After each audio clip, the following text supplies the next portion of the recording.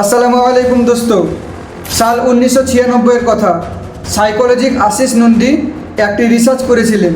এই সংযোগে ওনার কথা নরেন্দ্র মোদীর সঙ্গে হয়। আশিস নন্দী নরেন্দ্র মোদীর কাছে ইন্টারভিউ নেয়, যে ইন্টারভিউ কয়েক ঘন্টা ধরে চলে। এই ইন্টারভিউ শেষ হয়ে আশিস নন্দীর ভিতর কেঁপে ওঠে। এমনকি জানতে পেরেছেন নরেন্দ্র মোদীর মানসিকতার সম্পর্কে, যে ব্যাপারে আশিস নন্দী থমকে দাঁড়িয়ে গিয়েছিলেন।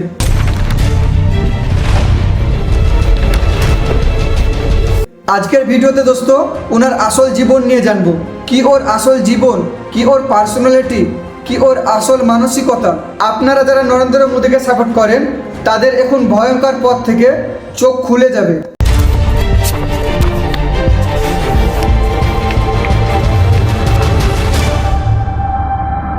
তাহলে আমরা তার ছোটবেলা থেকে শুরু করি। নরেন্দ্র মোদীর পড়াশোনা হয়েছে ভগবতাচার্য নারায়ণাচার্য স্কুলে।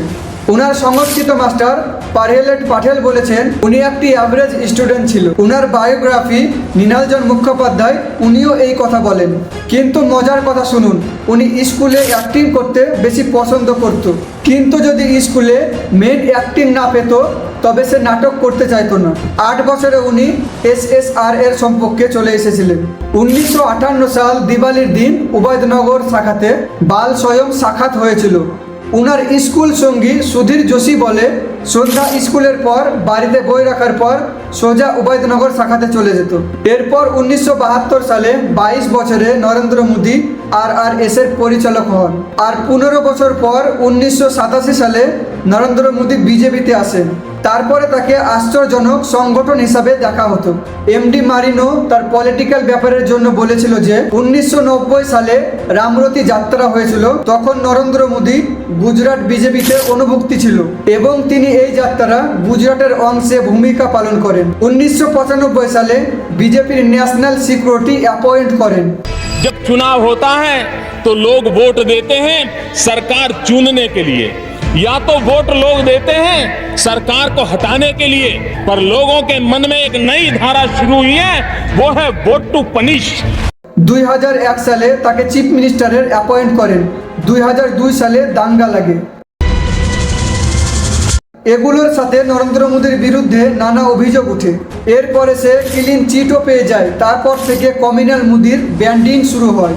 একজন নরেন্দ্র মোদী যে মুসলমানের সর্বদা খিলাফ করে আসছে। আপনাদের থেকে কোনো মানুষ আছে যে নরেন্দ্র মোদীর ব্যান্ডিং মানেন, যে নরেন্দ্র মোদী একজন সম্প্রদায়ক মানুষ। কিন্তু আমাদের থেকে কিছু মানুষ আছে যে নরেন্দ্র মোদীকে ধর্ম নিরপেক্ষ মানে। নরেন্দ্র মোদী তো সবার সাথে সবার বিশ্বাস রাখে। এটা কোনো ব্যাপার না যে আপনি কোন ধর্মের। আজকে 2 ক্যাটাগরির ধর্মের চোখ খুলে যাবে। পরের কথা শুনুন, কারণ দেখুন নরেন্দ্র মোদী তো গোস্তের এবং মাছের জন্য অনেক হইচই করে তার বক্তব্যতে। सावन के महीने में मटन बनाने का मौज ले रहे हैं, কিন্তু দ্বিতীয় দিক থেকে বিফ এক্সপোর্ট কোম্পানি থেকে টাকা নেয়। গঙ্গার প্রকৃত পুত্র ছিলেন স্বামী সানন্দ। গঙ্গাকে দূষণ মুক্তি করতে 4টি দাবি তুলেছিলেন। প্রধানমন্ত্রী মোদীকে 4টি চিঠি লিখেছিলেন তিনি। RTI থেকে জানা গেছে PMO পর্যন্ত চিঠি চলে গিয়েছিল, কিন্তু কোনো উত্তরই আসেনি। 111 দিনের অনুশোচনার কারণে যখন তিনি মারা যান তখন প্রধানমন্ত্রী নরেন্দ্র মোদী মুখ খুলে, তাও আবার টুইটারের মাধ্যমে তিনি শোক প্রকাশ করেন। একজন হিন্দু হওয়ার কারণে তিনি একজন সন্ন্যাসীকে তিনি চিঠি নিয়ে যাওয়ার জন্য কোনো চিন্তিত ছিল না যে আমাকে পাপ লাগবে। এবং আমরা কি সম্পর্ক নিয়ে কথা বলবো, যে কৃষক আত্মহত্যা করে মরছে তাদের মধ্যে কি কোনো হিন্দু নেই? ওই হিন্দুদের জন্য কি করেছে প্রজ্জ্বল রাভেন্না। ওই ভিডিওতে 2900 থেকেও বেশি মেয়ে ছিল, তাদের মধ্যে থেকেও তো হিন্দু মেয়েরা ছিল। ব্রিজ বিশাল সিং এর বিরুদ্ধে প্রতিবাদ করেছিলেন মহিলা কুস্তিকারীরা, তারাও তো হিন্দু ছিল।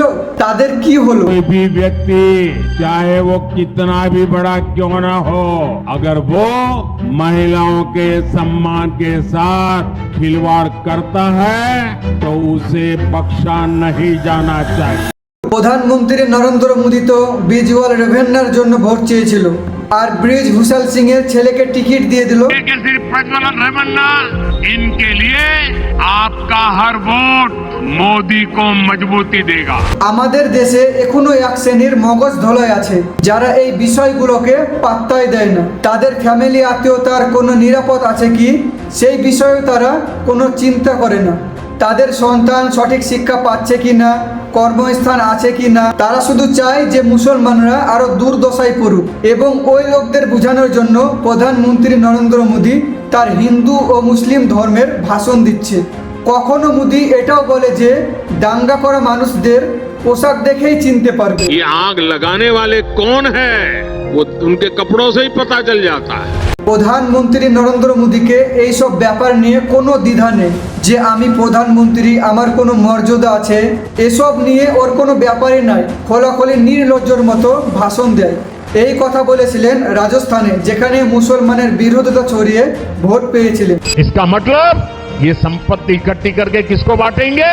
जिनके ज्यादा बच्चे हैं उनको बांटेंगे, घुसपैठियों को बांटेंगे। কিন্তু গল্পের মধ্যে টুইস্ট দেখুন, বিহারের সমীকরণ আলাদা ছিল।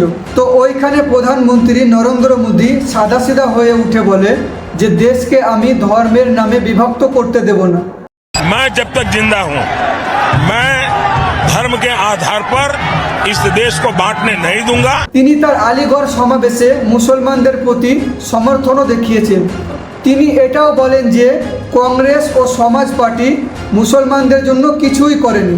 कांग्रेस सपा जैसी पार्टियों ने और मुसलमानों के राजनीतिक, सामाजिक, आर्थिक उत्थान के लिए कभी कुछ नहीं किया। এবং 14 মে একটি সাক্ষাৎকারে এমনও কি বলেছিলেন, যেদিন সে হিন্দু মুসলিমকে রাজনীতির জন্য ব্যবহার করবে তিনি একটি জনজীবনের জন্য উপযুক্ত হতেও বন্ধ করবে।